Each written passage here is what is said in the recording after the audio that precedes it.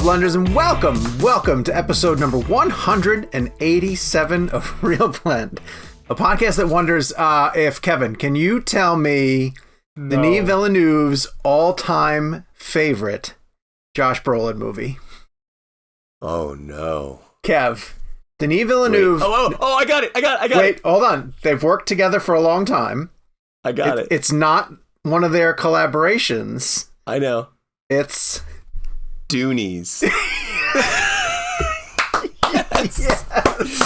Yes! Thank you. We are symbiotic. I love it. That was actually pretty damn good, I'm not gonna lie. On this week's show, IATSE has reached an agreement with producers to prevent a strike. Dune is here, and director Denis Villeneuve, I can't believe I can say that. Director Denis Villeneuve joins the show. That is not a typo. He is our guest on the show. Let me introduce the guys first, starting with Jake Hamilton of Fox 32 in Chicago. Hello, Jake. I love that shirt on you, Jake. Oh, thank you. You should watch the show on YouTube if you want to see it. We're gonna get to that in a second. I want to flash back very quickly before we introduce the other handsome person on this show. Oof. And remember at the beginning of 2020 when we did our 100th episode live recording, I said that my most anticipated film of the year was Dune, but I said that there's another film that I cannot wait to see coming out with Tom Hanks and a dog called Bios. That's true. That's probably... So, it's a big week for me. This is a big week for you, but you don't want to say out loud what's going on. Well, I can say that I haven't seen Bios, but I've seen a film called Finch. Finch. Yes. Which is also known as, what is it? Castaway meets Borat? We'll explain more on that. I'm going to punch you in a little while. I'm going to punch you in the face. The other guy is Kevin McCarthy of Fox 5 in Washington, D.C. Look how handsome he is. He does look really nice. He's junket ready. Sean, Jacob, Gabriel, good to see you guys as always. Doonies was... that's your masterpiece. Doonies. Yeah. As soon as I thought it, I realized. I picture you like in Man on Fire, like Sean walking away from a car on fire and Kevin just going, he's about to paint his masterpiece. And you just see Doonies floating across the screen. We want to get into housekeeping, and Gabriel has some announcements to make. Gabe, why don't you kick us off? Yes. So, as Blenders may have noticed, we have a new release schedule, and now we can officially sort of announce that we're going to be consistent with it moving forward. On Friday mornings, we will be launching every episode of Real Blend. Yay! Real Blend Premium will still be on Mondays, and if we ever have bonus episodes, as you know we do every once in a while, those will be on Wednesdays. They will drop in the morning. Oh, that's cool. On each of those days. Yeah, so moving forward, when you want to listen to Real Blend, it will drop Friday mornings consistently. And if you're a premium subscriber, that means you potentially could get 3 episodes of us a week. This is true. This is true. And with that announcement, I want to say it's a little too much. Keep an eye out in the main show for some new content, some new things that we might try. Now that we have this sort of more consistent release schedule, there's some more things we can plan for and have fun with coming out on Fridays, which is when movies are released. Like Dune. Dune. More on that this week. We are going to be doing a spoiler review of Dune. If you want to get some access to Real Blend Premium, to get an ad-free version of the show and a newsletter from me, which I think this is a newsletter week, go to cinemablend.com/realblendpremium. Because we have some really fun shows on that one as well, too. And now you have access to like an entire library of them. Yeah. What are we, 60 plus episodes into premium now? Something like that. Yeah. And this was episode 187. I've got to say, some of the hardest I've laughed in the history of us together is on the premium episodes. Just because we kind of just let loose. It is true. That is a really fun one. I want to bring some of the games from that into the main show. Tom Honks. Because... yeah, that is a good one. All right, let's get to the poll. So Ridley Scott had a movie coming out this past week. Or last week Ridley Scott had a movie coming out. And we all raved about it and told you guys to go see it. And not a lot of people listened to us. What did it make? Does anyone have the figure? Under 5. It was like 4 point something. 4.5 or something. Yeah. That is not good. So we asked you guys, why didn't you go see The Last Duel? And we gave you a couple options. Kev, here are the options I gave the people. And I want you to tell me which one that you think they chose. Right? I know. Maybe they're all waiting for Gucci. The choices were, it looked boring. I'm not going into a theater just yet. Meaning you don't feel comfortable going yet. I'll see it eventually. I did. Last one is waiting for Gucci. There you go. So which one do you think the people went with? It's interesting because I'm trying to figure out the audience for The Last Duel, because one of the arguments we made last week in terms of No Time to Die was the idea that it's skewed older, right? And the idea that like Shang-Chi and Free Guy and all these films that maybe skew a little younger, and Venom 2 are just crushing at the box office. So Last Duel is interesting to me because, one, I would argue leading up to The Last Duel, there wasn't a lot of talk about it, right? I don't remember there being a lot of conversation surrounding it until maybe like a week or two prior. To be honest with you, I think it's what was the first option? Looked boring was the first one. And then not going into a theater was second. I'll see it eventually, and then waiting for Gucci. I don't think it's waiting for... I'm going to say looks boring. Yeah, well, it looks boring got 27%. Okay.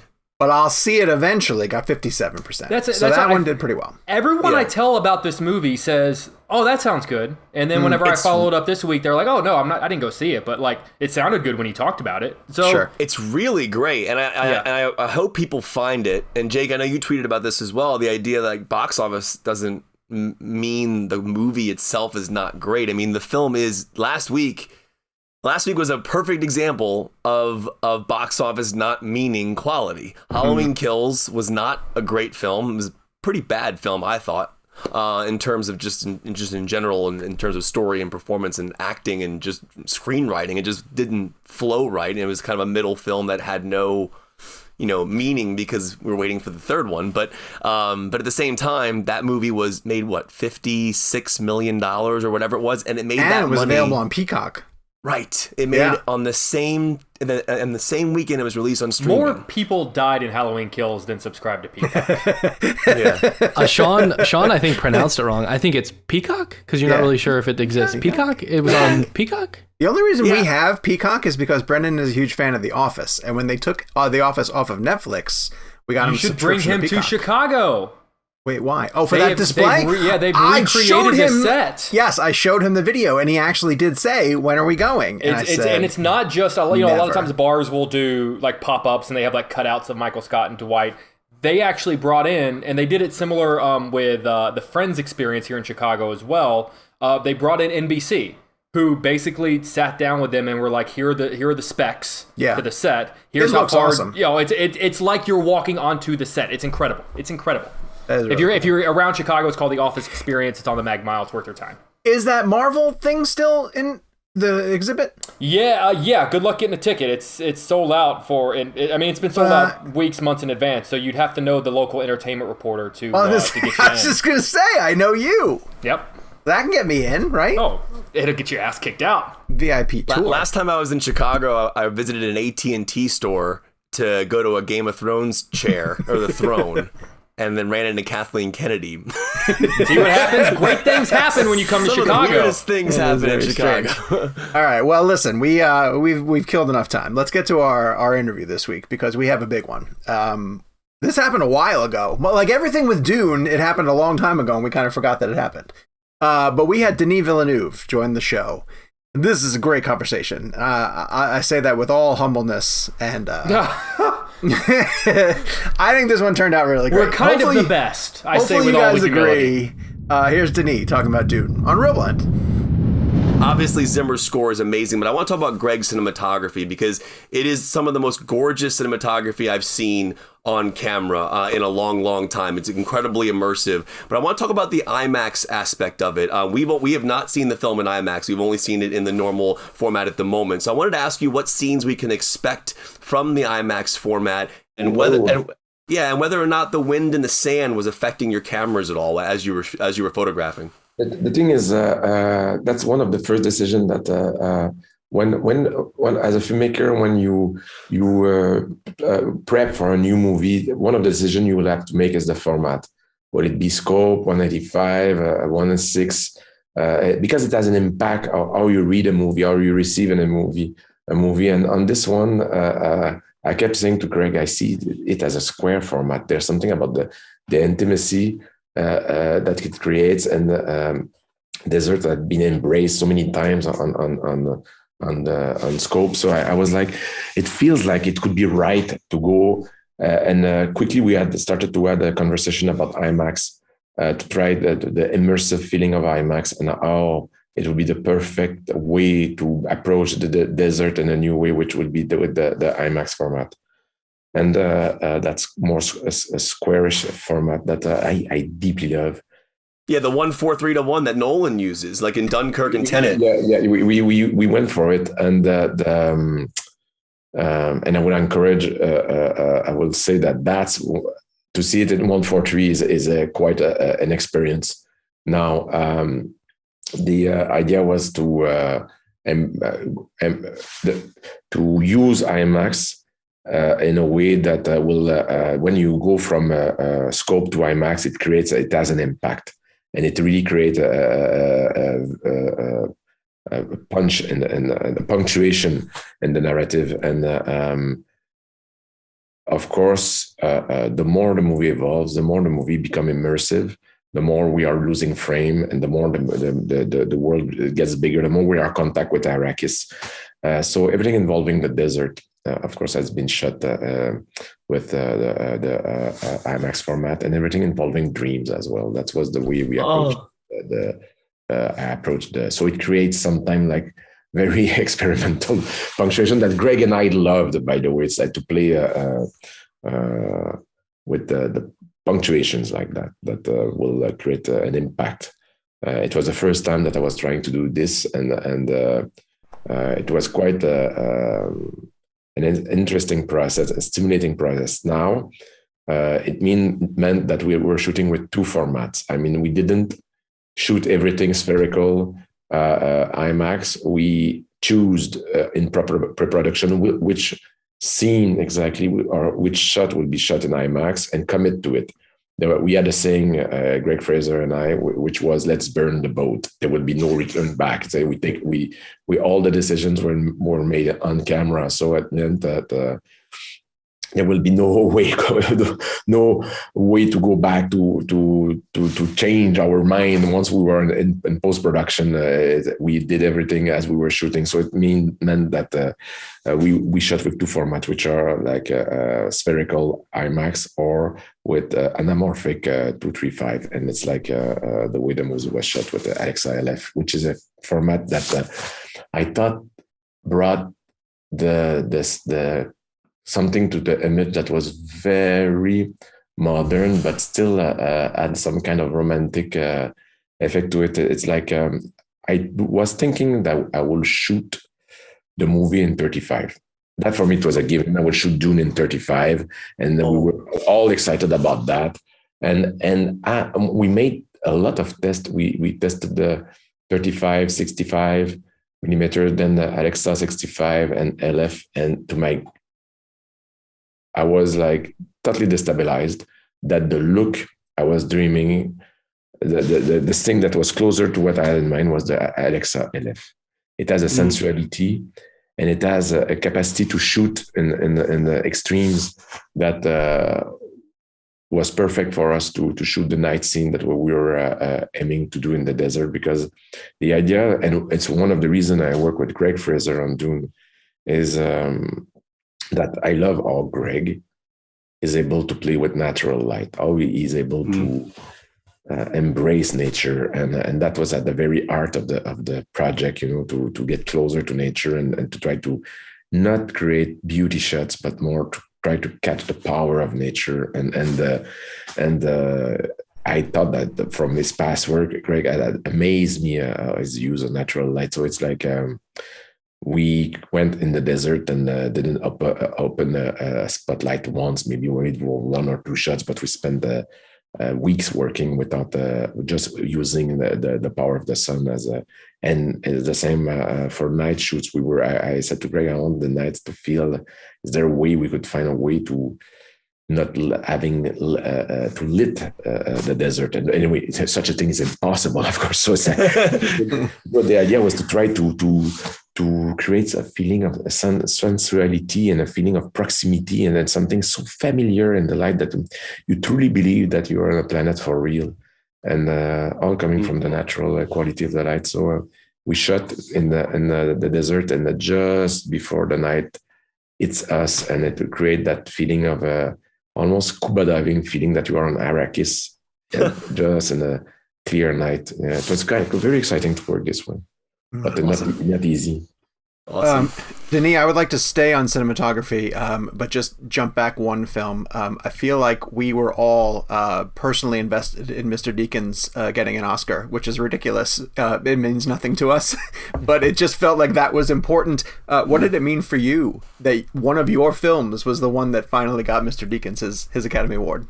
Listen, for me, I'm still waking up in the morning, pinching myself that I had the chance to work with Roger. Seriously, it's like working with Roger has been one, if not the biggest privilege of my life as a filmmaker. And I remember if you had asked me 20 years ago, what would have been my fantasy, what would be a dream of mine as a filmmaker, I would have said, I would love to work with a master cinematographer, someone that I will learn from, someone that I will, because the cinematographer at the end of the day is your closest partner as you are making a movie. It's become an extension of yourself and an extension of your eye. And there's a proximity and intimacy that you develop with this artist and I was saying, I hope one day I will have the chance to work one time with one of these masters, and Roger being the one.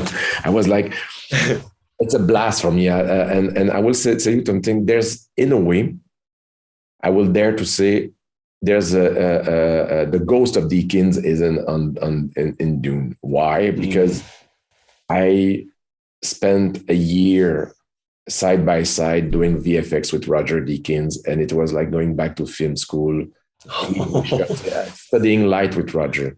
And we were each shot in the Blade Runner was supervised by Roger and myself, and I was like Roger was. How do I say, adamant or terror. I wanted to, I don't know if it's the right word, sorry.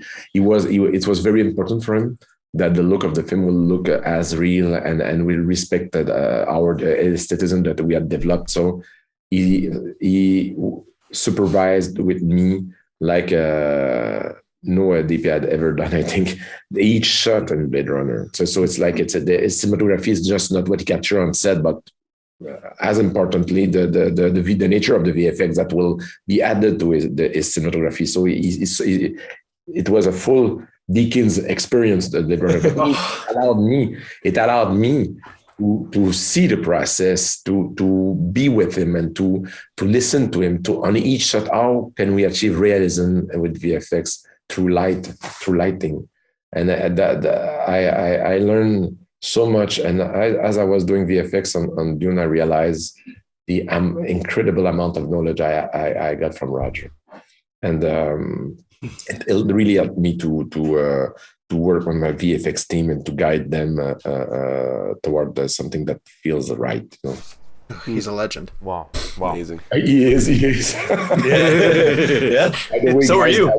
I will recommend strongly, if you haven't not seen it, that Roger just put in the bookstore a book about his photograph, and it's so beautiful, black and white photography from Roger Deakins. It's a stunning book. I will strongly recommend you guys to run to the next bookstore because it's really beautiful. It's like very inspiring. That's amazing. Denis, whenever I heard that you were going to be splitting the story into two... to do product placement here. No, not at all. We're all immediately going to run and go get that book now. Yeah, no, not at all. I was just, it's just that he's a tremendous artist. And we are lucky to live. Sometimes you have people like that around us and say, wow, I lived through the years of Roger Deakins. So, yeah, and what I didn't answer to your question, but the fact that he won for Blade Runner, I think that frankly between us, Roger could have won several times before. Yeah, so many movies he did were so beautiful. But of course, like you guys, I was rooting to. At one point, I said to Roger, "You have nothing to lose. Either your legion increase, or either you win. So you're in a win-win." Right? True. Very true. Denis, whenever I heard that you were going to be splitting the story into two, I immediately did what most people did, which crack open my book and try to figure out, like, wait, where the hell is he going to split this story? So I have a bit of a two-part question for you. How did you decide where to make the cut between part one and part two? And for the last act of the film, did you shoot anything that you did not use here that might be then saved for part two? No, the thing is that that was not that was a process that was done in screenwriting, and the truth is that there was a version of the story that was finishing a bit later, meaning that we were going to the siege, and then we were having the water of life ceremony, all that. And the problem with that version is that after 2 hours and a half to start to, it was like, it really felt like the beginning of something. It really felt like instead of closing a chapter, it felt like, all right, and now let's start this. And it felt like we were adding another hour to the movie that it felt the movie would have been too long, and it didn't felt right. I mean, maybe it feels right in the book, but in the movie, it felt like a second ending and starting more precisely. It felt like we were starting a new story, so a new part of the story, a new chapter. So it felt wrong, and we went back as we were. That of course all in screenwriting process, and John Spate and I at the time we explored this idea. My initial idea was that it should happen. The movie should end when Paul encounter directly a sandworm at the end. There was something. There's a moment there that I was like, was at the apotheosis of the story, that the apex, I think we said in English, of the story, and then finally meeting the frame, and we went back to this original idea.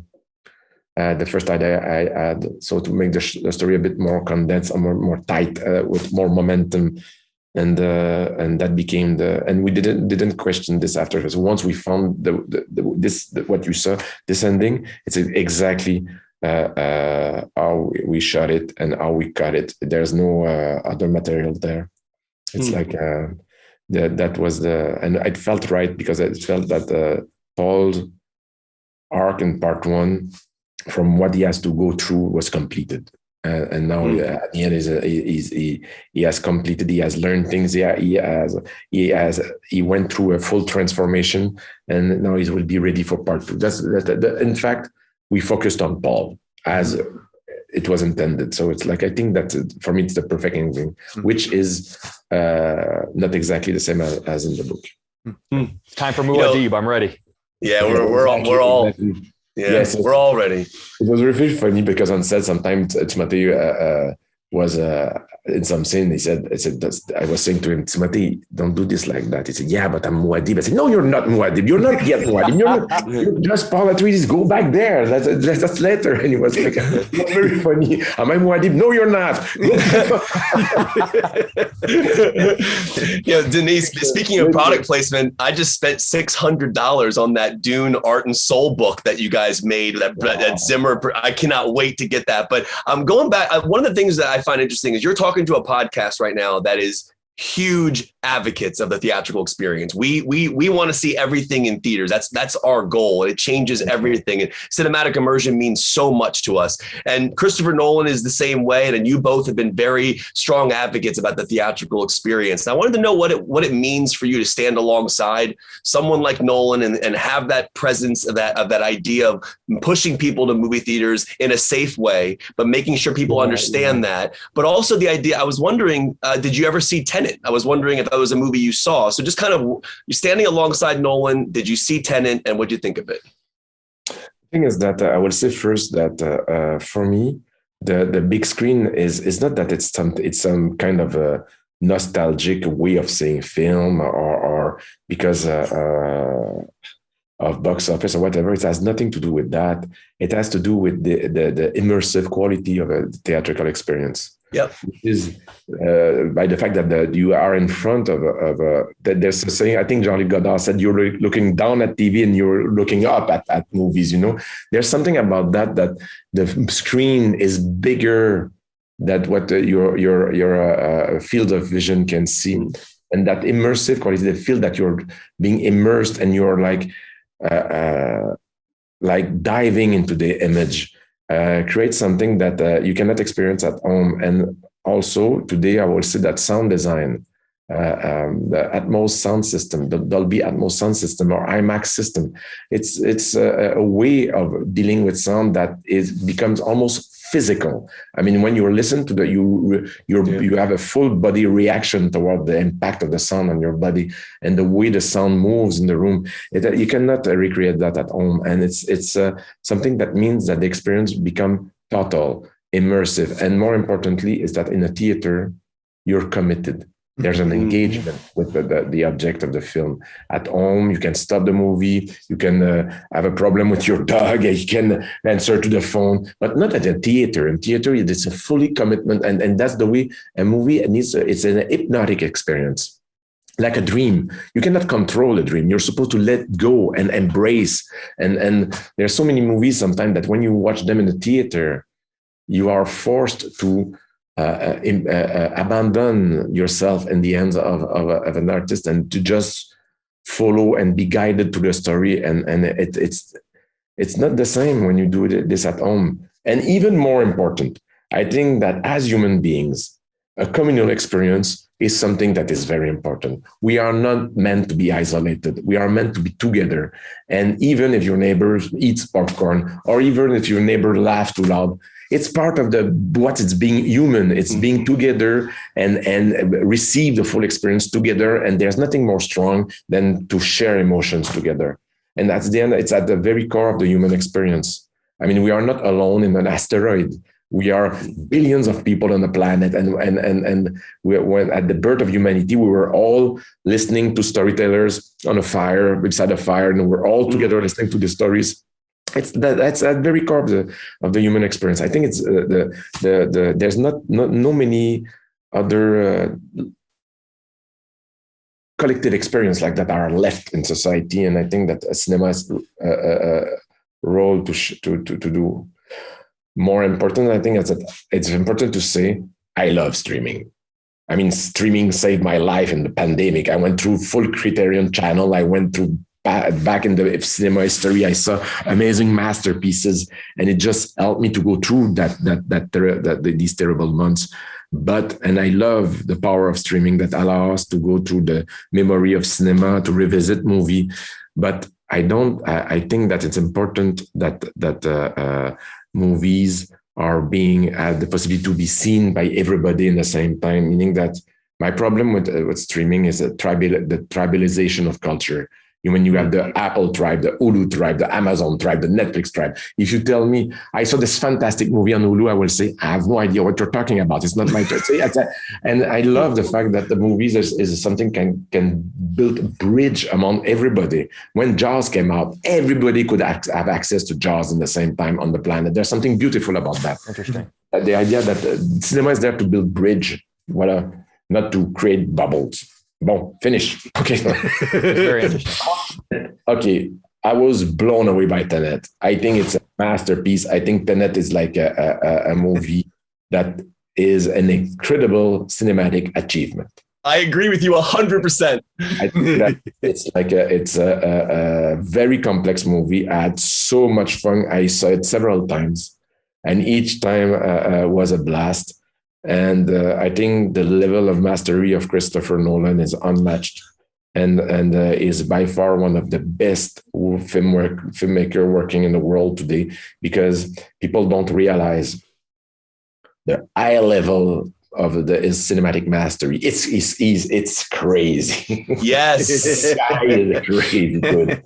I mean, every time Chris put a movie on screen, and I'm going to see it. Of course, I saw Tenet on theater. I mean, you cannot see a Nolan movie at home. That's like that makes absolutely no sense. I mean, you have to first receive the full impact of a Nolan movie in a theater. It's like I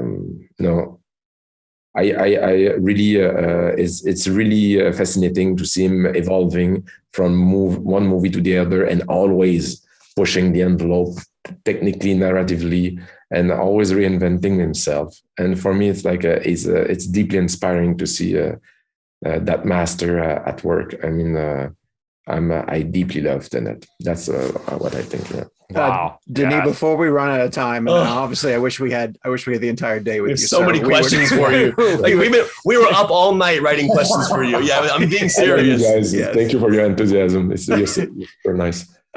If you had the ability to show Frank Herbert one sequence from your interpretation of Dune and just get his reaction. I'm curious what you would choose to show him.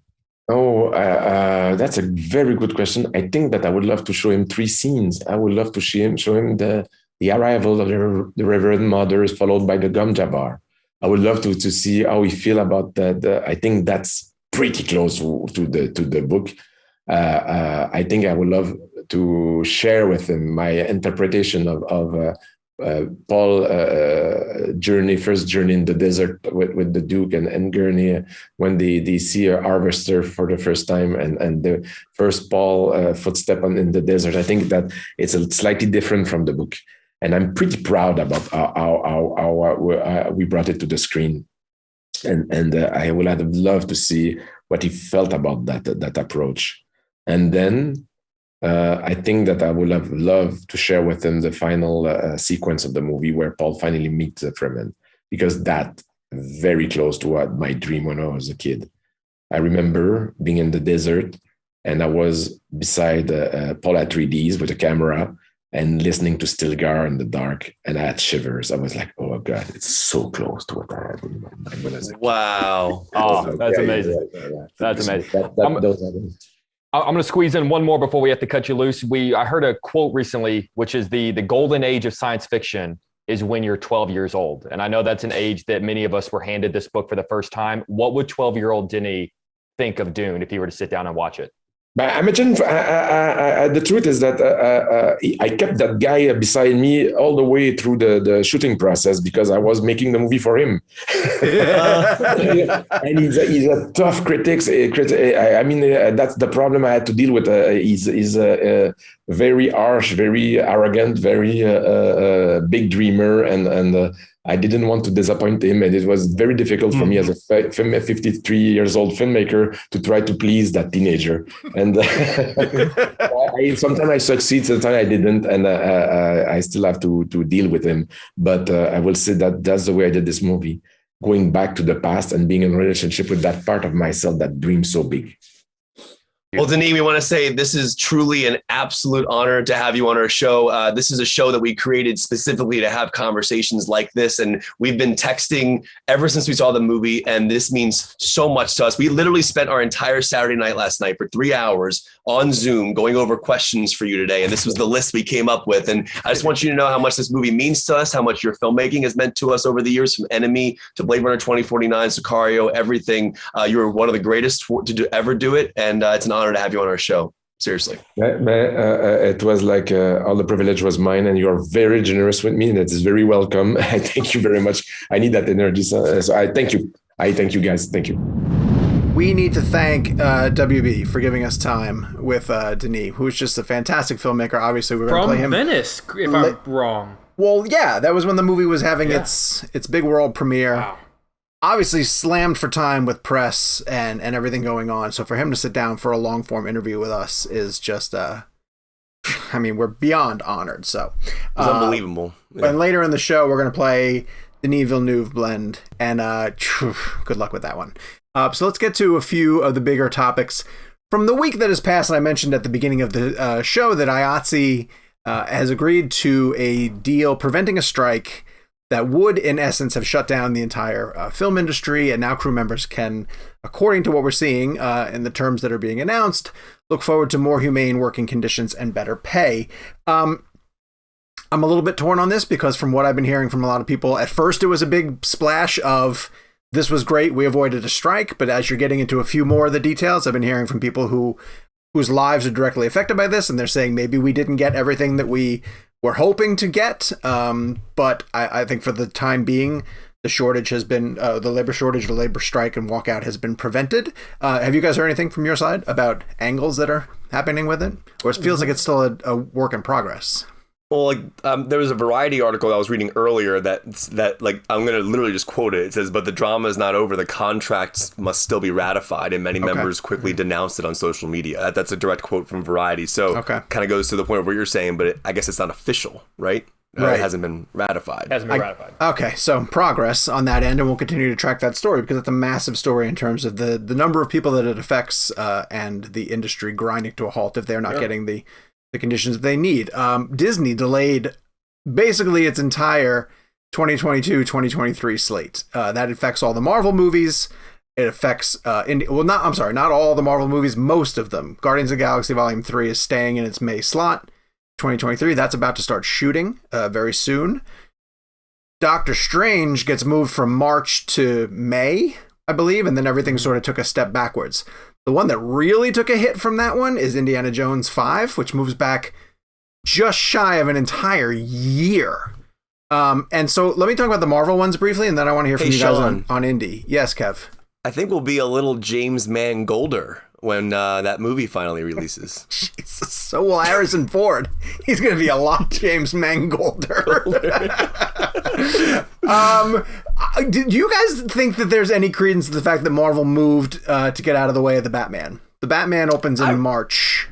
I read that online. I mean, first of all, yes, the Batman trailer is absolutely ridiculously amazing. And we're not going to have time to dive into the DC fandom stuff on this show, but that trailer was absolutely phenomenal, right? It was great. And then the news came about Disney delaying, a day or two or whatever it was after that. I saw people online saying that, like, oh, is it because of the Batman? I highly doubt that especially if Doctor Strange ends up becoming as big as they think it's going to be, then that's the movie you'd want to put up against.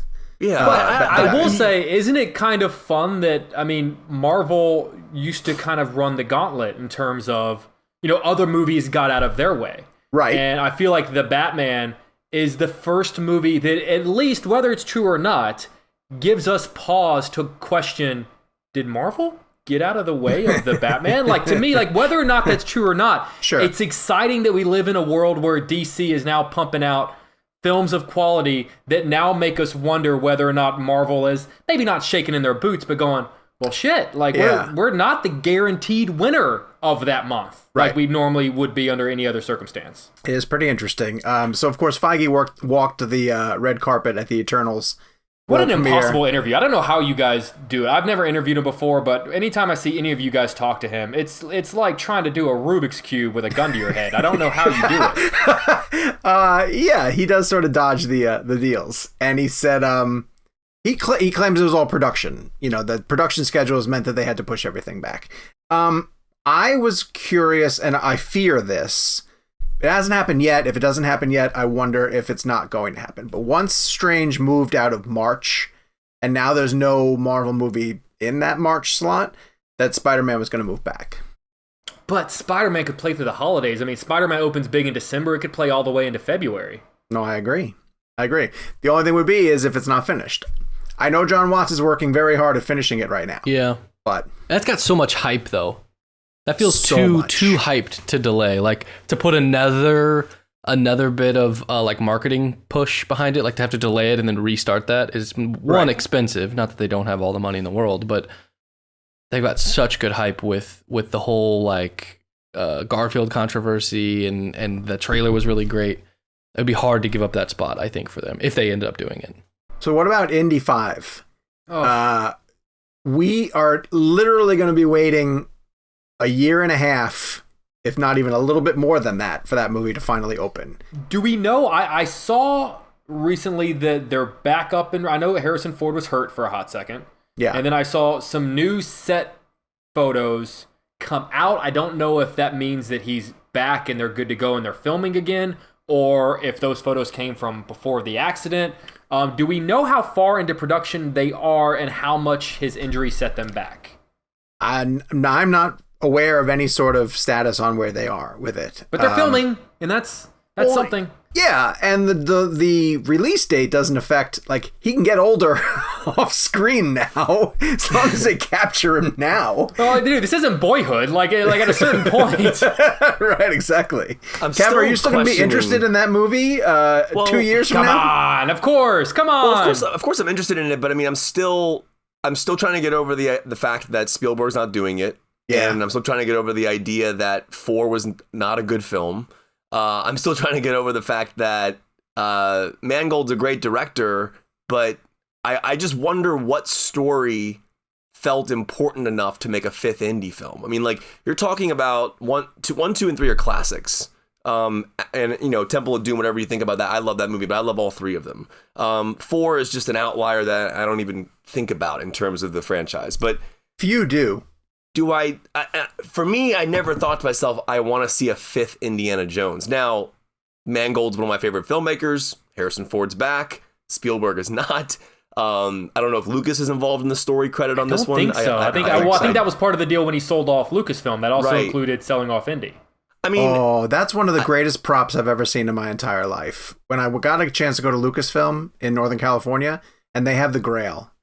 The actual Grail is like awesome. In a glass case. It's amazing. Yeah, but I mean, I'll say this. I mean, at the end of the day, am I going to see it? Definitely. I'm just wondering what is driving this film. Honestly, don't you think that it's Harrison's eagerness to end the series on an upswing? Sure. Could they be retroactively fixing the 4th film? I don't think there's anything you can do to like fix what happened, but I think he would rather leave people with a good taste in their mouth. Like Deadpool going back through the timeline and shooting Ryan Reynolds in the head. Shia LaBeouf is going backward on the vines, like away from the monkeys. It opens with Harrison with the aliens, and the aliens take him through like a wormhole, and he comes back before that ever happened, and we just get to re-see all of that. And it's an actual Interstellar sequel. Yeah, McConaughey is in every scene. Wait, what was Shia LaBeouf's Mutt? Mutt. He could be like Mutt instead of Murph. Mutt.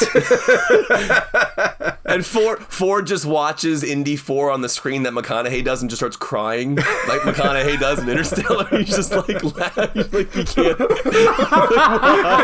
Why? For some reason, Matt Damon's still there. Something I do want to see though, I sent this to you guys. I don't know if we talked about it. It was an older post that like resurfaced from this concept artist who talked about working on this concept for I think it was a show, maybe. I don't know if it was a movie or a movie series. But I love the idea. You guys know I love Short Round. And it was the idea that the concept was that Short Round grows up and becomes like an indie. Like instead of Mutt or whatever that was, it kind of felt more natural of him like coming up and kind of filling in Indy's shoes. And the concept art had all these very like indie inspired. I was like, dude, that's badass. I would love to see a Short Round like series or something based around like, him kind of following in his footsteps. That would be cool.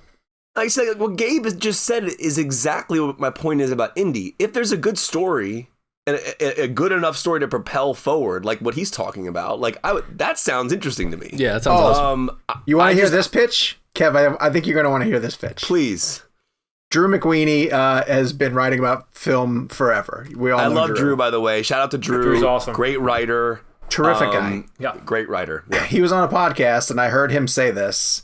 And the minute I heard it, I was like, how on earth did they not green like that? Oh.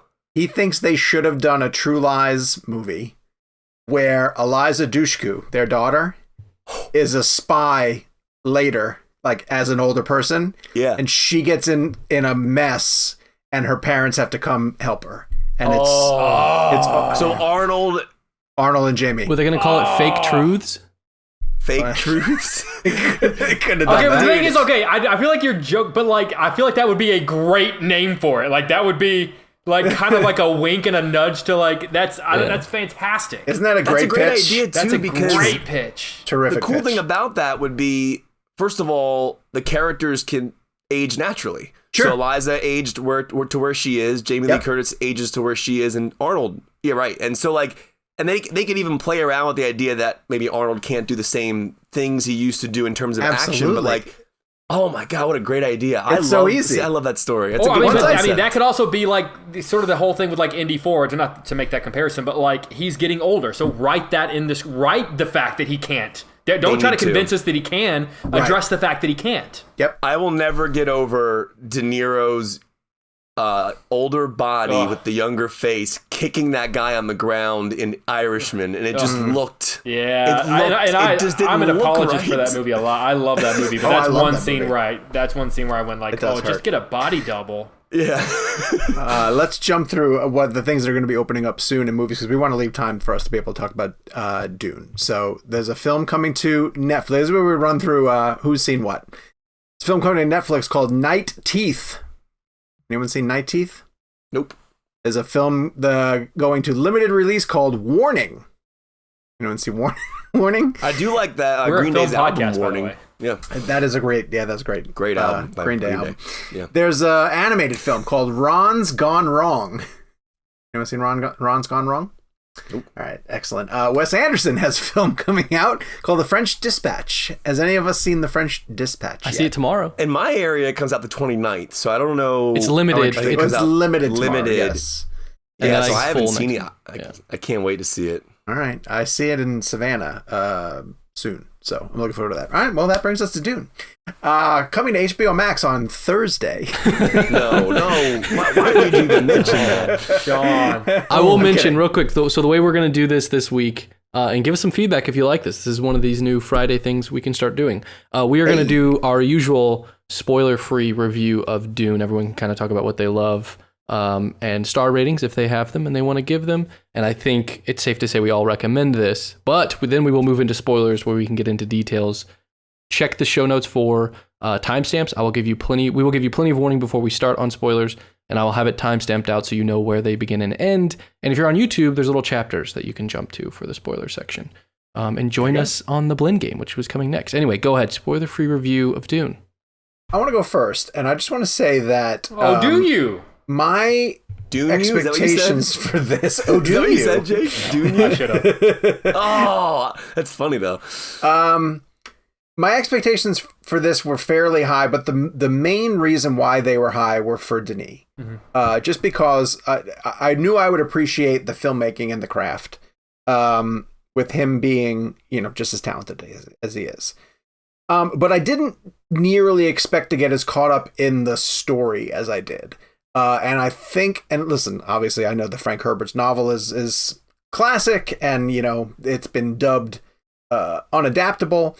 But what made this work so well for me, without getting into any spoilers, is just how great the cast is. Like, everyone who he brings to the ensemble is so perfect in their part that it made me know the world and feel immediately comfortable in the world, whether it was Brolin or Oscar Isaac and Rebecca Ferguson. Playing Paul's parents. I thought Timothy was great as Paul because of the attitude that Paul is almost supposed to have. That he thinks it's his time to lead, but he also kind of questions whether it's his time to lead. I thought across the board he got everybody down pat perfectly, including when you cut over to the quote unquote antagonists side of the story, and Batista and Stellan Skarsgård and these other actors who are supposed to be playing these parts, who again will become more significant when we get into part 2. I thought Javier Bardem stepped into the movie and stole his first scene. And again, somebody said this. They said, part of the, I forget who said this on Twitter, but like part of the reason why I love Javier Bardem as much as I do is his ability to step into an ensemble that's loaded with Academy Award winners, and just remind you that I'm one of the best working now. My Oscar wasn't a fluke.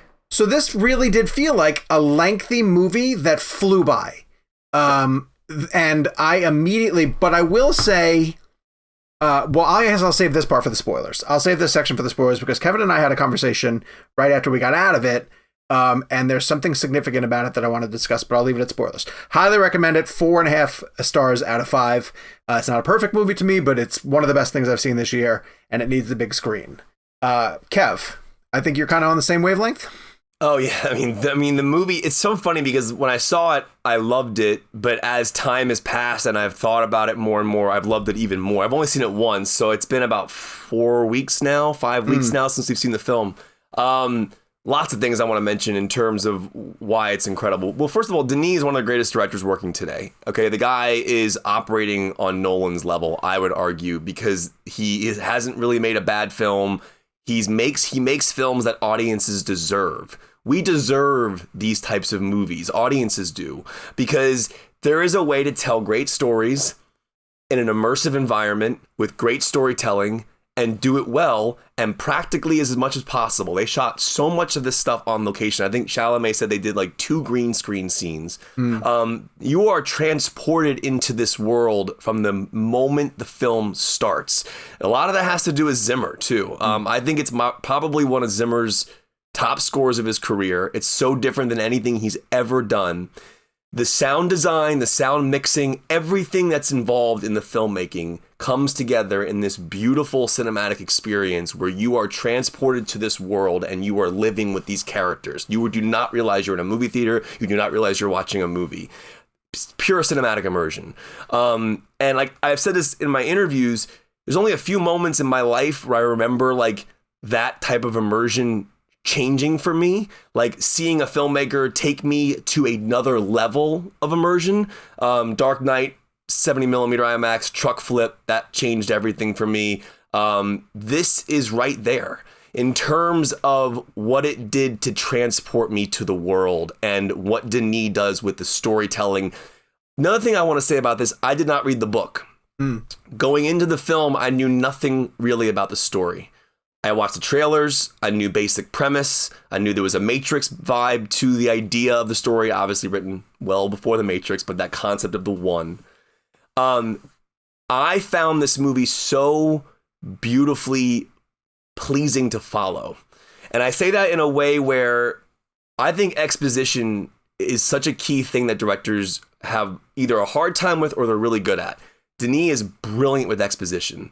So what this film does really well in terms of exposition is he explains the story and every aspect of it through natural moments of dialogue and through natural moments. Like there's scenes where like Chalamet is like learning about things, right? We are learning about it with him. So We're learning the information with him. Like when you do exposition well, you're treating the audience like they're smart. And this is a film that is like that could have been really hard to follow if you did not read the book. But for me, I was fully engaged. I knew all the characters, all the houses, everything. It all made perfect sense. From a performance standpoint, Momoa, it's the best thing he's ever done. Oh, yeah. What a performance from Jason Momoa. Just absolutely crushed it. Has some of the best scenes in the whole film. Skarsgård is one of the most terrifying and disturbingly disgusting villains I've ever seen. Just the way he eats freaked me out. This was like Brando style Apocalypse Now, like disturbing. It was wild. And that's pretty much what I want to say. I feel genuinely lucky that we live in a world that I get to be alive watching this filmmaker exist. As I said that, my eyes looked over at a Hitchcock poster I have on my wall. And that's the one filmmaker I always said to myself, I wish I was alive during his filmmaking period so I could have experienced it like everybody else did. Now I'm experiencing it in the future. It was pretty special. Right. You know what I mean? And so, yeah, Sean's 80 years old. No, but in all honesty, like we are blessed with some incredible filmmakers in our time, in our lifetime. Tarantino and obviously Nolan and Denis are at a level for me where I know that they give a shit about my experience watching their film. They care so much about it and that's the problem with the HBO Max thing. And we can get into this later. They're releasing a day early on HBO Max. I mean, I know that movies eventually leave theaters and they come to DVD shelves and they come into your home, and most of the movie's life is lived out of a theater. But this movie is designed for a movie theater. And as Denis said in our interview, this blows up to the 143 IMAX like Nolan. It's gonna be insane. I haven't even seen it in IMAX yet, and it still blew my mind. I've only seen it in the 239 or 235, the widescreen format. Well, and not everybody's gonna be able to see the full. Yeah, even the full. I'll tell people how. So this is interesting. I'll keep this quick though. If you're trying to see the film in IMAX, there's only maybe less than 30 theaters in the entire country, our United States, that can play the film in the full true IMAX that he shot it in. Sure.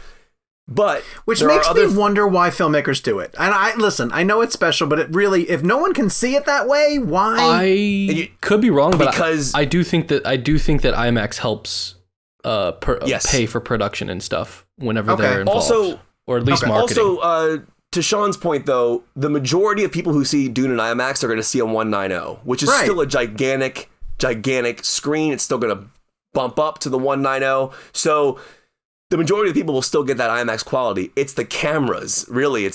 When you watch like a Chris Nolan film at home or in an IMAX theater and they jump to those IMAX scenes, it looks better than any HD 4K I've ever seen. Like, it's film and it looks better than HD. So I think, yeah, all right. So I'll wrap it up because we'll get to Jake. But I believe this is a movie we deserve. I'm at a 5 out of 5. And we'll get into Sean's point in a second because I do want to talk about that. But I'm just thankful that we are living in a time where we get to watch this filmmaker flourish. Like, he is an absolute master. And it's a cinematic experience unlike anything I've ever seen before.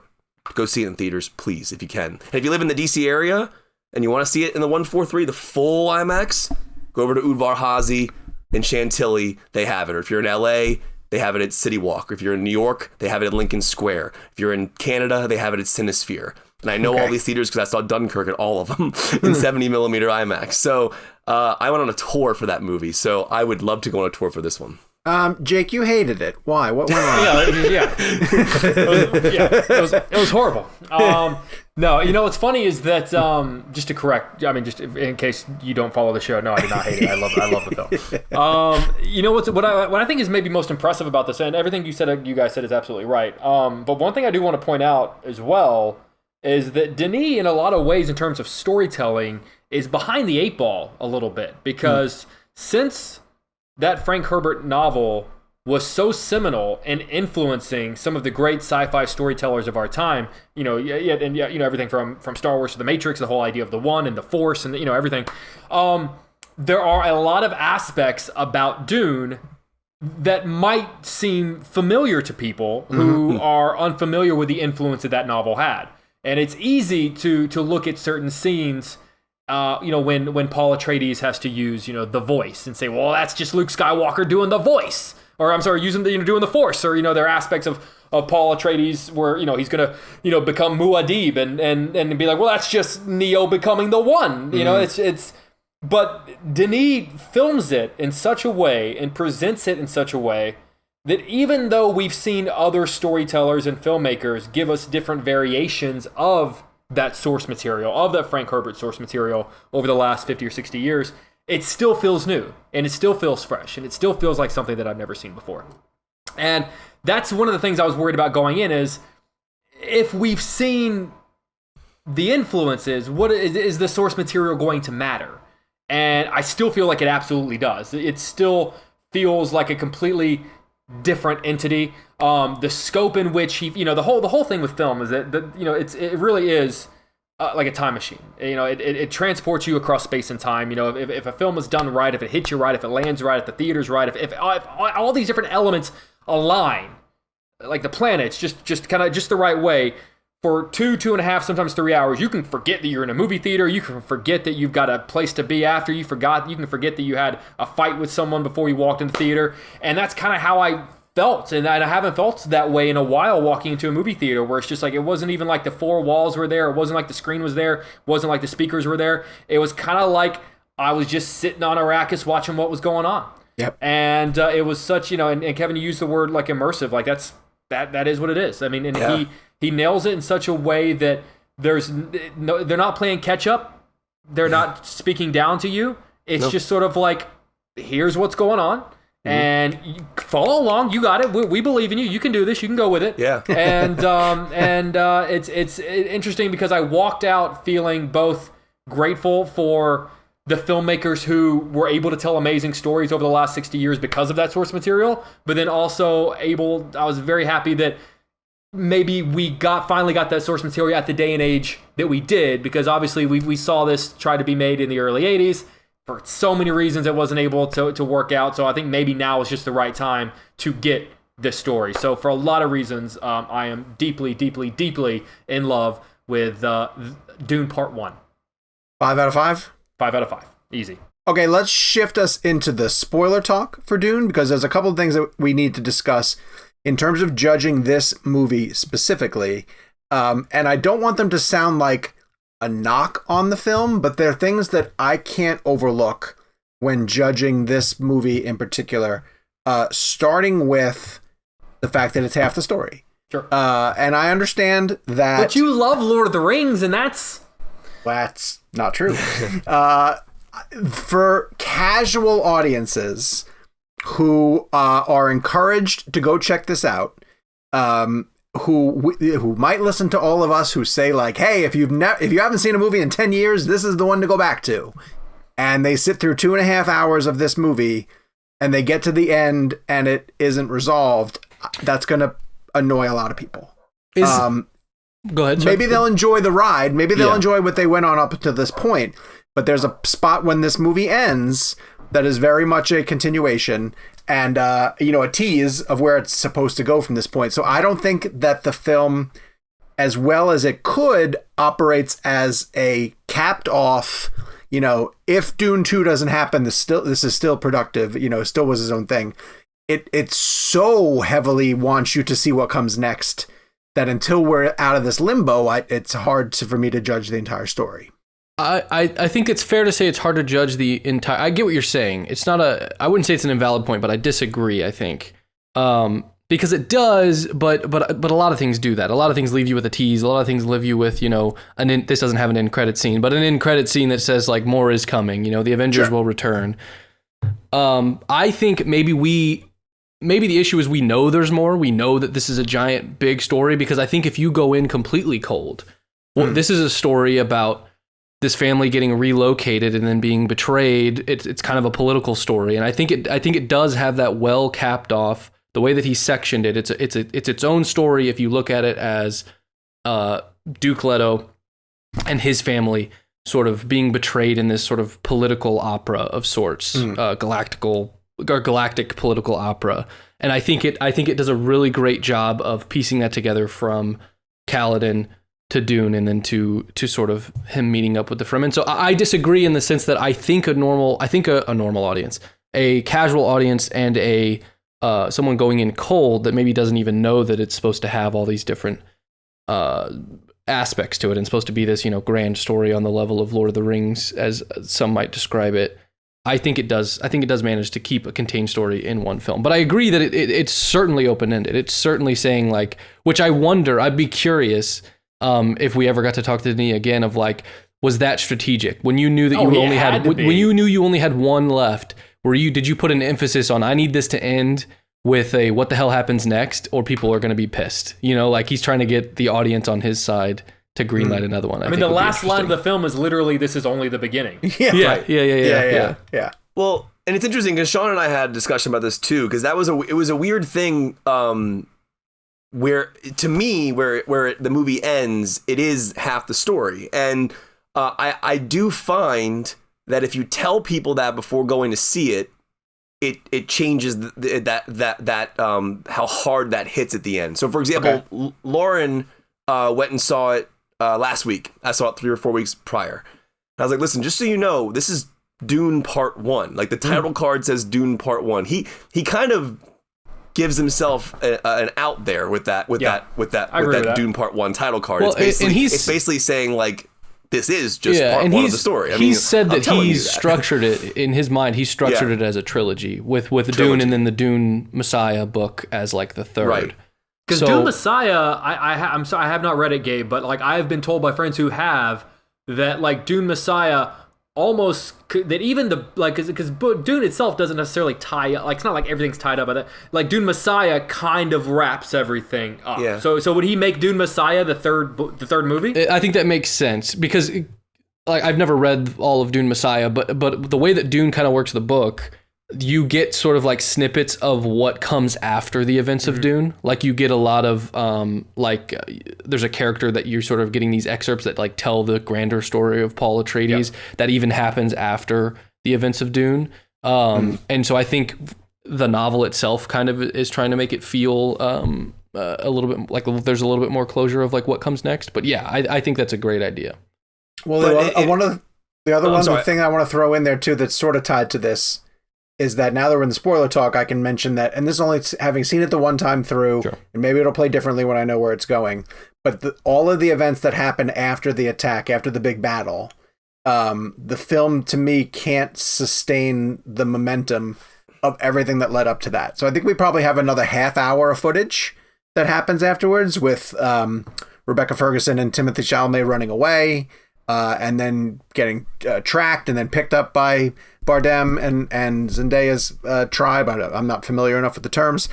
That bit, while it was fine, it didn't nearly captivate me as much as everything that led up to the move to Arrakis and then the battle.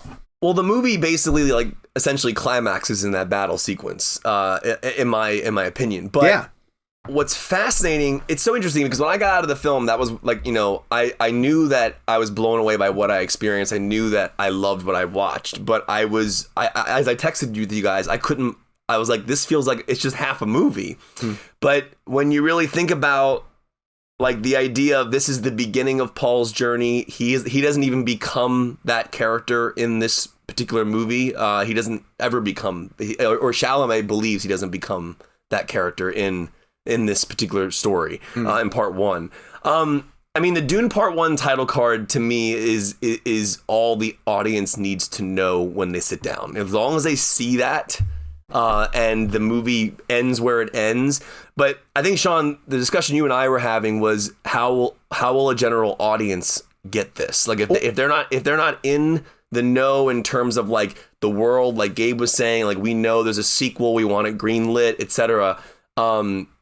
Does the average audience member walk out disappointed? Does it get a bad cinema score because it ends in the middle of the story? It's one of those things where I'm almost worried how people are going to handle it. Because I loved it so much, but I also understand and agree with you on the half a movie aspect. Sure, yeah. Where it is half the story. Or if you're a Zendaya fan and you think she's going to be in it a lot. right. And they're promoting the movie as if she's the star. It's one of the things that are going against the marketing. She is. You had something really interesting. Yeah, well, I'm curious to how you guys feel about this. Whenever I talk to people about the whole part 1, part 2 thing, it's not so much that it's split into part 1, part 2 that bothers people. A lot of times I tell people, that's it. A lot of times I tell people, hey guys, heads up, this is just half the book. It ends on a cliffhanger. The title card says part 1. And I can't tell you how many times people follow up with, okay, cool. So when does part 2 come out? Yeah. And I go, well, yeah. Not only have they not shot it, they haven't even officially said it's going to happen yet. And that's what throws people off. That's a problem. Yeah, and Sean, that was the whole thing, was when that ended, I wasn't really worried or concerned about where it ended. It was, oh my God, it ended there, but we don't have the second part of the film shot. Sure. Yep, exactly. Or greenlit. And I think that dictates that freaks me out. His lack of, as a filmmaker, his lack of knowledge of whether he can even continue this story dictates how he treats the end of his movie. No director wants to go into a project not knowing what their ending is. And he can't know. He can't know, and that's very frustrating from a director standpoint, from the film standpoint. Do they announce it this week? It's Wednesday. It's Wednesday, the week of release. I'm time-stamping this so people know when we're recording this in case anything happens. Do they, in theory, they would have to do it. We talked about whether or not they were going to announce it before the film comes out. In theory, they would have to do it either later today or tomorrow. Do they greenlight it tomorrow? I don't think so. Well, that was what we were texting, but here's the scary thing, and I know we've said this before, but we need to say this again. The movie is on HBO Max a day early, which is a slap in the face to the film, in my personal opinion. Second of all, it has to have a theatrical run that you hope does well, where it's profitable enough that they'll want to greenlight it. That's off the table, I think. They cannot hold this to some sort of theatrical accountability if they're going to release it a day early and on streaming at the same time. Aren't you worried about that? Or doesn't that worry you? Well, no, I mean, who's to say? Those rules don't apply. If they come out and say it didn't do enough in theaters, we're not going to do it, then we can just talk. We can call bullshit on that. They can't allow that. That doesn't make any sense. You can't cut off someone off at their knees and then complain that they didn't run the marathon fast exactly. Now, if they say across all platforms, whatever, it didn't do enough for us, then it's no one watched it on HBO Max. And that's unfortunately the business that we're all in. It costs hundreds of millions of dollars to make these things, and those people make. Has this ever happened before in the history of cinema, where half a story was made, and then the other half didn't get was it Divergent? They didn't finish that series. Finish that. Well, Golden Compass was supposed to be a franchise. It has happened before, sure. To this extent, though, it is pretty. It's different to this extent, other than maybe the Divergent series, where they even allowed him to put part 1 in the title, and they allowed him to end on "This is just the beginning," which I think was the right way to do for us, the audience. But for them, that sets them up because like what it did, like it kind of hit it in the back. Yeah, it was the very last thing that came up as a title card. And they called it Chapter 1, which they probably added way late. Right before it came out. That story wraps itself up, and even like on the way out, it works. Because I was the only person I went and saw it with a big group, and I was the only person in that group that had read the book. I kind of was like, hey, do you get what they said? They said like if they're adults that they're going to come back. Like that's why it says part 1, and they're like, everyone's like, oh, okay. One thing that's really important to note, though, is that when you review this film, you're reviewing it as the film you saw, right? Yeah, I mean, like the industry inside knowledge that we have about them not shooting or greenlighting part 2, or that there's another part coming, and all those things. Like that's why, like after I got out of the film, my anxiety was about the fact that they haven't shot part 2. So I'm like, because I wanted it so badly after seeing part 1. But if you take a step back, which I have in these past few weeks, and just look at the movie as a whole, and yes, it does end halfway through the story. It's still, I think, a perfect film in terms of from a filmmaking perspective, from an acting perspective, from a score perspective, from sound mixing, everything. It is a phenomenal movie. Yeah, but it's it's hard. I know what Sean's saying. It's hard. It is hard to say it's a whole movie because it is half the story. But even if the ending of the movie was the end of the story, I still think it has a momentum problem in that it goes too far after the battle. It goes too far after that battle. That battle is such the pinnacle of the movie. You didn't like the battle. Not that you didn't like, but the build up with the Fremen when they are running from the sandworm, and then he has the whole battle where he kind of becomes a Fremen. That for me, that was exciting and intense. Like, it's not like a bunch of the battle. Yeah. Okay, and I feel like the sandworms got a moment in that other spectacular sequence when they're hovering over them, and the sandworm swallows that craft. That's a great moment. That's a tremendous. You go see Saving moment. Private Ryan, and after like the first 30 minutes, you're like, this movie has a momentum problem. No, that's not the movie. Dune is pretending to be movie.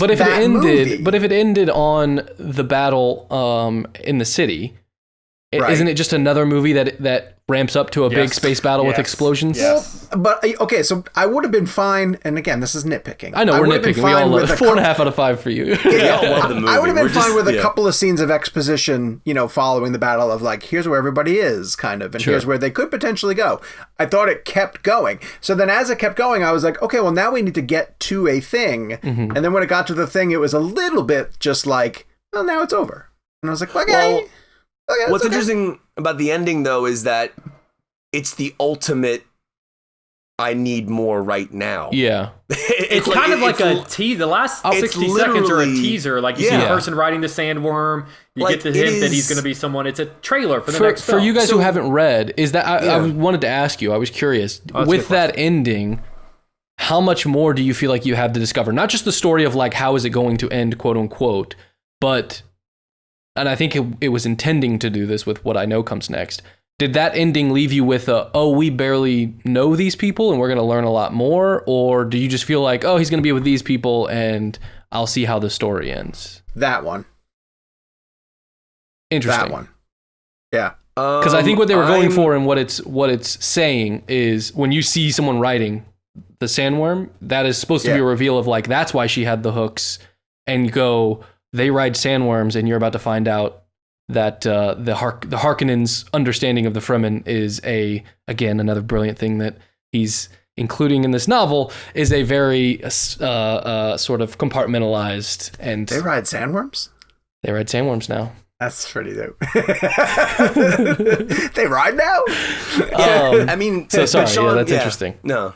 But Sean's point is valid, and I had a similar reaction, but when you step back and look at it as a film, it's brilliant. I mean, I do want to see it again. Insane. I'm looking forward to seeing it again. Incredible film. It really is. I do want to add before we move on that I think it's a perfect adaptation of the book.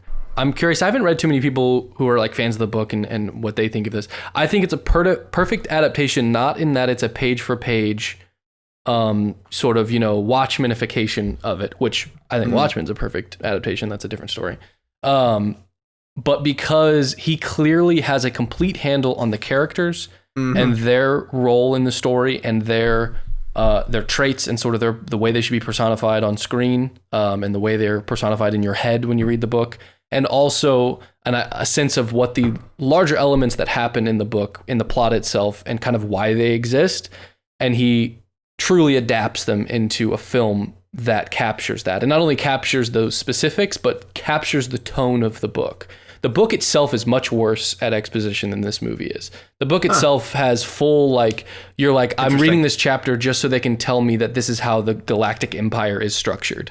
And it works for the book. It's like, you fool, that this does this, does this, right. does this, does this. this. On a movie, you guys, eyes rolled, you'd be looking at the side of the screen, it would be the end of the world. But he still, he knows yes, but you needed to know that there's an emperor in this structure without us doing, an hour and a half on scenes that don't need to be there. So I think it's a perfect adaptation in that he truly understands the material and is also happens to be one of the best filmmakers working today and made the best version of it that he could in the medium, which is hard to find. No one else, before we move on, no one else answered, do you think it gets greenlit before the movie opens?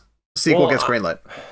I mean, when we were on the text thread the other day, I was like, they're going to greenlight the sequel Thursday or Friday to make a story to push people to the theater. And they could. But that's what I thought they would do, and that's what I hope they would do. That's what you hope they do. But here's the thing. At the end of the day, Gabe said this, that WB allowed him to put part 1 on screen. Sure. And it ends with a line that literally tells you there's more. Yeah. So then there's no reason that they haven't done it yet. It's the weirdest thing. I think it's the weirdest thing. I think that if they end up if this is the last we get of it, although, and I believe they're also developing a Dune series, like based on the Bene Gesserit. So it's like they seem very invested in the IP. Like I think they want to build it out as for corporate speak's sake, an IP and a brand that they can sort of have not just movies, but TV shows, potentially video games or something like that. Like I think they want to do more with it. If they don't greenlight the rest of this, I think it'll be like a historical thing in sort of film history of a weird decision, like a weird thing that shouldn't have happened that happened, where we have another thing on Dune itself, sort of like a scorecard of weird things of being, whether it's Jodorowsky's Dune, which got canned, but inspired, Star Wars and all these other things, or it's the 80s Dune that is just sort of a universal flop. This will be yet another thing of like, remember when they made half of it perfectly and then they said, nah, no thanks, we don't want to finish it. Not to stay remarkably on brand, but they gave Zack Snyder 4 hours to make a movie that teases it's just 2 other films that we'll never get to see. Hopefully they learn that lesson. Like I hope, I've said along the way, like I feel same studio too. Hopefully I've wishfully thought that it's been greenlit in the background, and for some reason they're holding out on that. Maybe they're trying to hedge their bet, but it very much putting part 1 in the title. Oh, can we do another guess where we guess the opening? Oh, the numbers? Go ahead, I'll write them down. All right, let's really quick guess the box office for Dune this opening weekend. Jake, where are you? I'm going to say 35. Kev, where are you? Well, Blade Runner 2049 did 32 million without HBO Max. I mean, I wanted to do 45, 50, 60, 70, 80. Realistically, 27. Oh, wow. All right. I think it does long. I think it does 40. Ooh. I'm saying 40. I'd be happy with 40. I hope what happens is the opposite. Amazing, I hope it's the opposite of Bond, and it's like it opens at 125. 125. Kevin's original Bond number. We're getting every Dune thing adapted till the end of time. My prediction is all based on the fact that it's on HBO Max. a day early. But the HBO Max audience isn't going to see it there. I don't think they're going to see it there, to be honest with you. Okay. So let's get to the blend game. Piracy is a bigger problem than HBO Max. I think piracy is a bigger problem because it's open internationally. But that's neither here nor there. Wait, can I just give some good? I was gonna say I'm gonna go to 30 for me, just because I just don't want to say the 20s. I feel bad about saying 27. Right. I'm gonna go 30. Corrected to the 30s. Right. The blend game, Denis Villeneuve blend. We've been talking about Denis the whole show. I'm gonna go with a film that I've talked about several times on the show. It's Arrival. Arrival is his perfect film. I think it's more perfect than Blade Runner. I think it's more perfect than Dune. Why? Because it has an ending. It has a perfect ending that ties everything up in a delicious bow that still has a very complicated choice for our main character to make.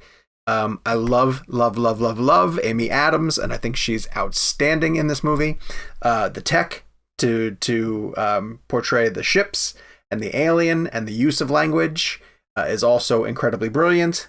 Script is amazing. It's a perfect fit of material and filmmaker. And I'm not quite sure if he keeps working for the next 20 to 30 years that he will top Arrival, honestly, because I think it's that perfect. So I have to pick it as my favorite film of his. A lot of times he does come across as a filmmaker that I appreciate. And having gone back, I rewatched Blade Runner 2049 in preparation for Dune. And I was like, oh, damn, even though I loved that movie when it came out, I was like, this is so much more like, he's working on another level, obviously. Yeah. But Arrival is going to be my favorite when I have to pick it. So, Kev, where are you? You're there too? Yeah, Arrival is definitely his masterpiece. But I will say this, I'm just going to put it out into the world positively. Once we get Dune Part 2, if it happens, I will be interested to see that full picture. Because, again, Dune Part 1, the part that's coming out this weekend, even though they're calling it Dune in the marketing, I think fans are going to be like, oh, there's a Dune Part 1. But I do believe that movie itself is a great film, but I want to see his complete Dune film. Sure. Like literally Part 1, Part 2, back to back. And then I would be able to say if that's better than Arrival or not. Okay. At the moment, in terms of a full structured story, Arrival. No question. Johan Johansson's score, perfect. Every single beat of that film, the twist blew my freaking mind. When those where they were presented as flashbacks, but they were actually flash forwards. Yes. Like I can't remember. All I remember is just like my jaw hitting the floor. And not since Gone Baby Gone had I walked out of a film questioning something so moral and interesting. Because, for people who have seen Arrival or who haven't, there's a decision that Amy Adams' character has to make at the end of that film that is so incredibly heartbreaking. But you see both sides and you're like, there's a whole argument for why she does it, a whole argument for why she shouldn't have done it. But it is, it is just a brilliant film, every aspect of it. And when she gets up into the ship and has that conversation and learns everything and the idea of the character saving, it was just unreal. I think Arrival is the movie that Chris Nolan thinks he's making every time. No, see now. I know. We don't have enough time for that. But that's no Interstellar. But please, listen, sir. Arrival is so much better than Interstellar. No, it's not. My God, listen, yes. Arrival's a 5 out of 5, but Interstellar is a 6 out of 5 because Interstellar is a masterpiece. But so is Arrival. But we're talking about you're touching on why I hate starring and numbers right there. You're touching on my But basically, Villeneuve and Nolan are, in my opinion, on even playing fields at this point. They're both just knocking out. Why do you hate Tarantino? I don't understand. I love Tarantino. Well, Tarantino, he's been around for how many years now? Tarantino's a 9 out of 5. Jakey, where are you? What's your choice? I'm going Blade Runner 2049. Ooh. Yeah. In a lot of ways, it's funny how we we say Dune Part 1, and inevitably, I believe we're going to say Dune Part 2. To me, I've gotten to the point where I feel like Blade Runner 2049 is so necessary to that story that to me, in my heart, it's almost like it's Blade Runner Part 1 and Blade Runner Part 2. In the same way that Dr. Sleep is such a necessary completion to The Shining that I never knew needed completion. Right. I feel like Blade Runner 2049 makes me, in a weird way, feel like Blade Runner is incomplete and not the full story, and Blade Runner 2049 is so good and so substantial and so connected and so just viscerally intertwined with its source material that it feels like it was always meant to be told that way. It feels like we just got it many decades later from a different filmmaker. Did Ridley ever review Blade Runner 2049? Did he ever comment on it? I think he did comment on it. I have to look it up. Did he give his James Cameron thumbs up that James Cameron gives on all his things? Yeah. Let me find this while like, you guys are like whatever Terminator it is, James Cameron's like best one. Ridley's pretty salty. Yeah, Ridley does believe. I think someone asked him about the Alien series the other day, and he's like, "It won't be better than the first one," which he's probably right. That's the thing. Like, we always talk about this with Ridley Scott, where we go, like, is he arrogant or whatever? And I go, yeah, but he's never wrong. Yeah, well, it's the Lebowski quote. Like, you're not wrong, you're just an asshole. Yeah, exactly.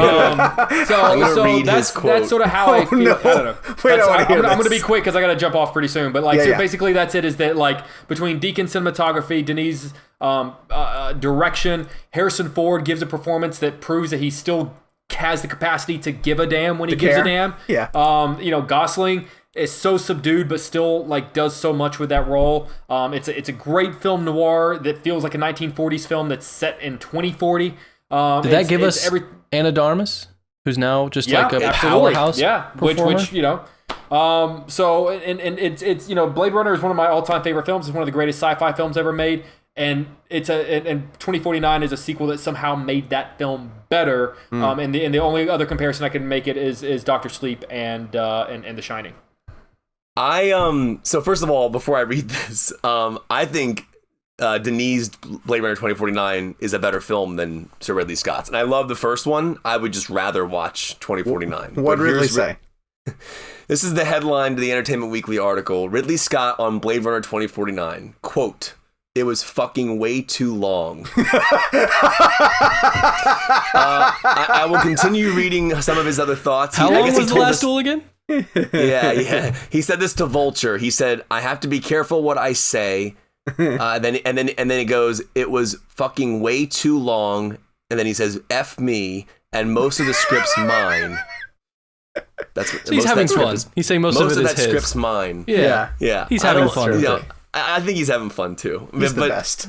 That's like Tarantino saying he needs to see Tenet again. Well, wait, House of Gucci could be over 3 hours from what we're seeing, so who knows?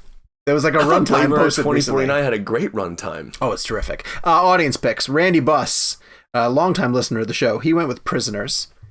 Rahul Ranganath says impossible to answer, but he went with Incendies. Sebs, Andy Fisher, Danny Thill, and many others went with Blade Runner 2049. Nico, James Vasquez, and many, many, many others went with Arrival. Lots of love for Sicario, Prisoners, and across his entire filmography.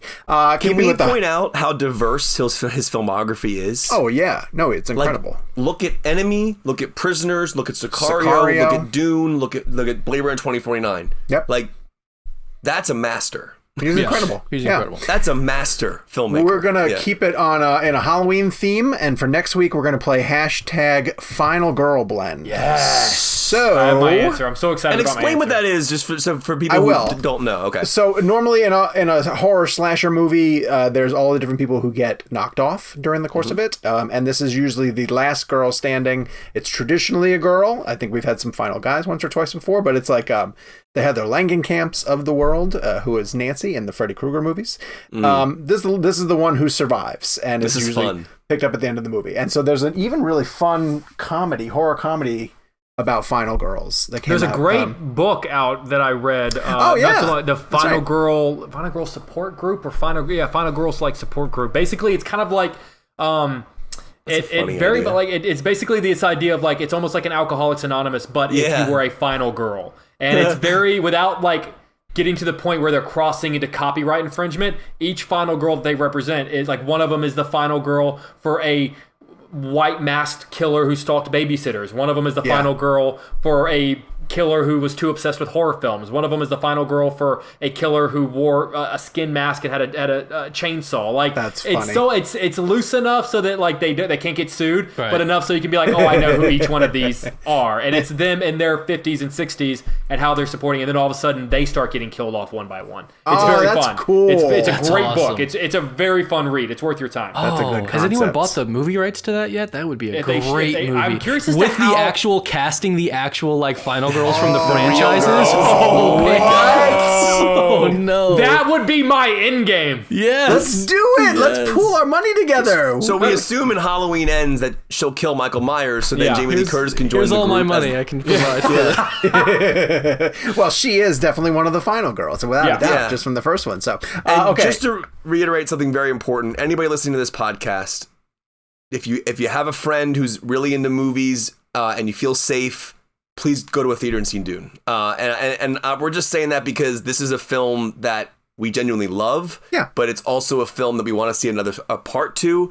But we also understand that it might be a film you might be wondering, what is it? I don't know what this is. Or, it is such an experience on the big screen. And I was talking to somebody at work today who was going to watch it on HBO Max. I was like, I literally will buy your ticket to go to a theater if you go, because it's that important. So if you feel safe, try and bring some friends.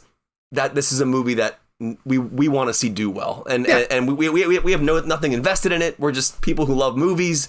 We just want to see it do well because it's so damn good. Absolutely, that's all I want to say. So we'll talk about it next week, how it does.